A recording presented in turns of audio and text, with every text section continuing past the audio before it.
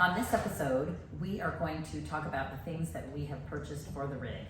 Both Kevin and I and Diana and Chris have purchased a lot of similar things, and we have purchased some different things. So we just kind of want to go over the reasons that we chose what we chose for our rig.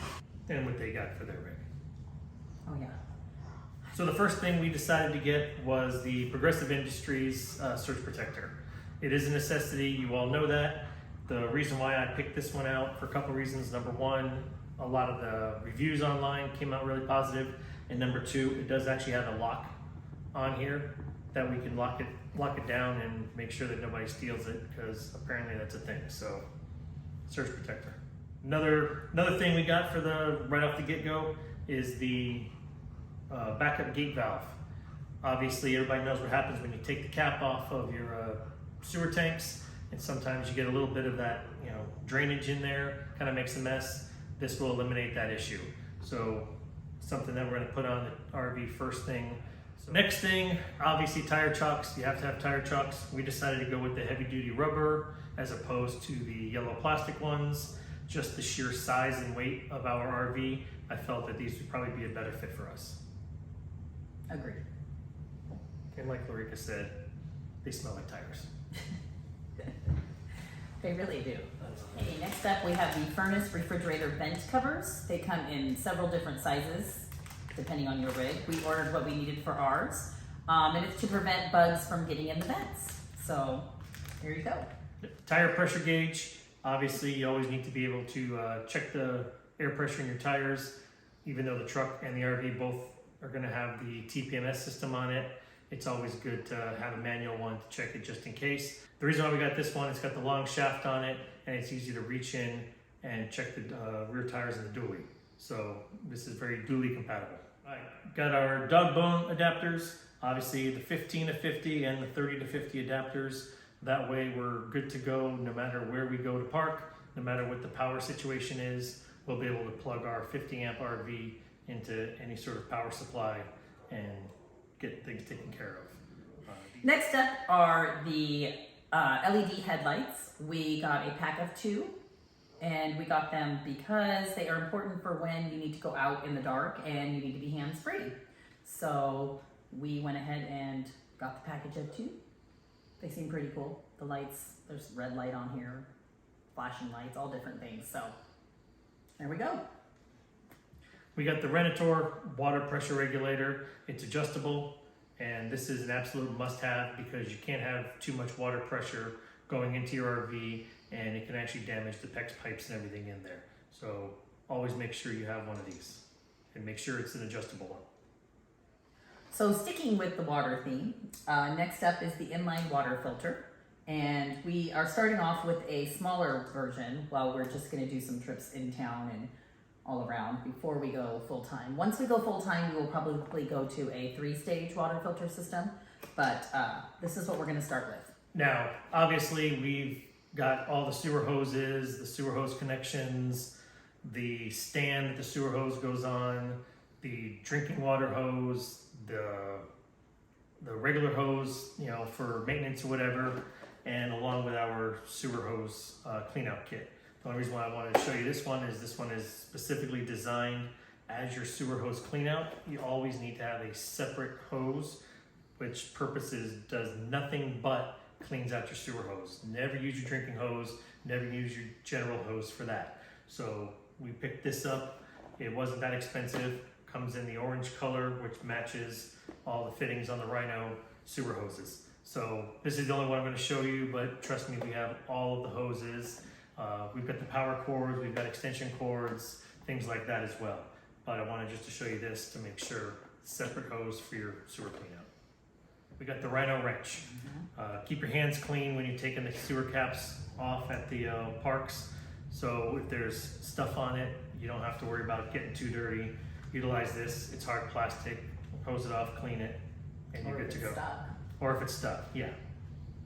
The Rhino wrench. We got a couple of electronic dehumidifiers.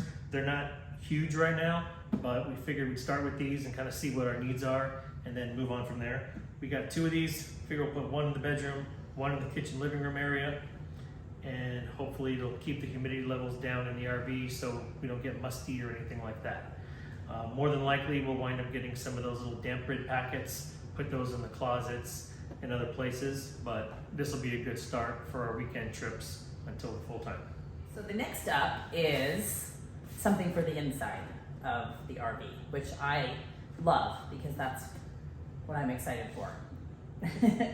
I don't want to make a whole lot of purchases for the inside just because I want to use what we already have, but I think for us a necessity would be the plastic dishes. I don't want to take our ceramic dishes or anything that would be super breakable, so I will use a lot of what I already have, but we did get an 18-piece dish set, and actually we were on vacation and Diane called me and said, hey, I found dishes, and she was so gracious to text me multiple pictures of different patterns. We went ahead and went with the blue color scheme, which I think is pretty, and then we went ahead and she got me some cups as well to go with it. They are dishwasher and microwave safe, so that's handy. We don't have a dishwasher, but it's nice. They'll be durable. So, and like I said, really pretty color. I think it'll be perfect. So I'm excited about that. The only other thing that I purchased for the inside of the rig is also a quilt for our bed. When we moved, I got rid of our old bedding. It was just older, and I knew that I wanted to get new bedding when we went to the RV. So obviously right now it's summer, so it's a little warm. I don't have anything on our bed as it is because we don't need it. So I went ahead and purchased something for the RV, and that's what we'll take. And these aren't Amazon. These are not Amazon. These are from Sam's Club. So, and they had several different patterns. Some were not dishwasher or microwave safe. So I think the ones that have more patterns on them are not. Ours are very plain, and so those ones were. They also had mixing bowls, and I did pick up some mixing bowls after the fact just because I have mixing bowls here at the house, but I think I'm gonna leave them, and the ones that we picked up do match. So yeah, really cool. But these are Sam's Club. So another non-Amazon purchase, but it's my favorite purchase so far, the RV snap pads. Ever since I started seeing about these on YouTube and all the different channels that use them, that highly recommend them, they support them and everything else, looked at it, did a lot of research, and I always told Lareka, once we get the RV, I definitely want to have these on ours. So we actually bought these as soon as the RV showed up at the dealership.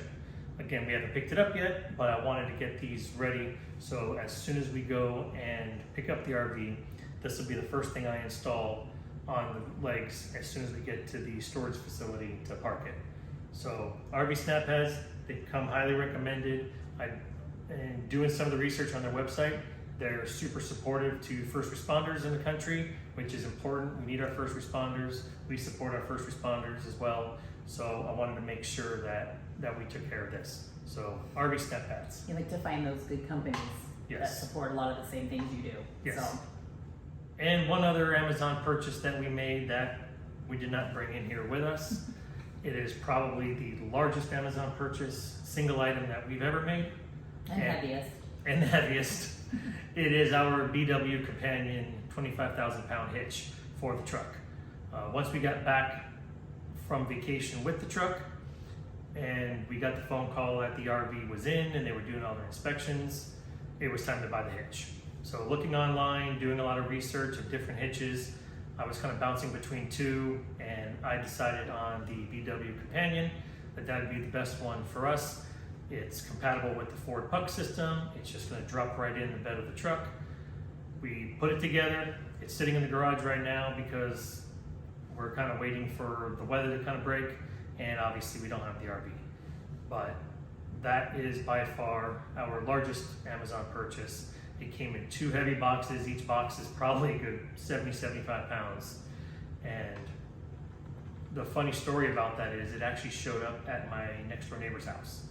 I never got the alert from Amazon that it was delivered, and I was outside doing something, and my next door neighbor's like, hey, I got a couple of Amazon boxes for you. And which was funny because we had gotten a couple of their Amazon boxes earlier in the day. Their Amazon boxes were this big. and she rolled ours over on a flatbed cart for us that she had. So it was kind of interesting. That's pretty much the end of our shopping. What's funny is as we were filming this a little while ago, Amazon showed up again with little things, grease for the hitch, fuse kit, things like that. Again, it's things that everybody has. It's not worth going over all of it, but it's funny how often all the stuff shows up. It was actually kind of funny going through this when we bought the truck, bought the RV, and then we started making our list. Okay, what kind of things do we need? We never realized how many things we actually had to buy before we could even go out on one trip. You know, it didn't come with the sewer hoses, it didn't come with power cords, it didn't come with all this kind of stuff. Which we knew, but it's funny too, because in talking to our family, they were like, what do you mean? It doesn't come with any of that? And we're like, nope, you've got to get it all. So for us, while Kevin's still working, we've just tried to budget. So you don't feel like you have to go out and buy everything all at once. You can budget. And so what we do is we just try to every couple weeks or whatever it may be, if it's in the budget, we'll pick up something that's on our list that needs to go for the RV. And obviously we started with the most important necessities. And then, if there's something that we just really want, and obviously we'll get on the road and we'll be like, oh, we'll see what other people are using, and oh, that might be a good purchase, or, and you can modify your list to make it to where, like I said, the most needy, and then kind of what you want down the road. So that's just what we do. We didn't go out and say, okay, we're gonna just drop all this money. It's just been a process of budgeting and ordering slowly, kind of getting all of our ducks in a row like we have been. Right. So, one comment that we got on Instagram was, how did we come up with our list? How do we figure out what did we need? And honestly, it's from watching other channels. I remember sitting there, we'd be watching other YouTube channels and other YouTubers saying, oh yeah, this is a necessity and this and that. And we'd be watching a YouTube video and I'd have Amazon open and I would just start selecting things and clicking on the list, and we put it in our Amazon list. And then, like Lareka said, little by little, push it over to the cart when we can. And we still have a bunch of things in the list that we haven't purchased yet. We still want to get an air compressor. We still want to get some more tools and things like that we need. But again, you kind of have to go slow. We probably have still about 8-9 months until we're full-time. Hopefully within the next month, we'll be able to go out on weekend trips and here and there. So as we're doing those shorter trips closer to home, we'll figure out what we need, and then we'll slowly but surely start picking that kind of stuff up. I know we didn't mention, you also got a lot of tools. You got the torque wrench. Yes. You've got, we just didn't show everything on here. So we do feel like we're doing pretty good. It's a process. It's been a long process. The thing that I would say, and I'm not even great at it, it's more Kevin, do the research. It's just looking into things, weighing out things, constantly watching different people, different, things that you read on different items and all that. And it's worth doing the research, because when it comes time, then you're able to purchase what you think you need and what you want to get for your rig and your setup. If you guys see anything, or if there's something that you really love, we would love for you to comment. If there's something you think we don't need, let us know too. We like to hear all of it. Obviously, we're not on the road yet, so we're going by what we have seen out there, what we've, like I said, researched. But it's best coming straight from the people that are actually doing it. So we would love to hear from you. If you wouldn't mind just, liking this, and gosh, we'd love comments. So if you could leave us a comment, we would love to interact with you. And please subscribe if you haven't subscribed already. We really appreciate it. All right, so that's going to do it for us. And we will talk to you guys soon, and hopefully in the immediate near future, we'll be seeing you guys out there and bringing you some content on the road. Yes, looking forward to that. All right, bye-bye. Have a good day. Bye.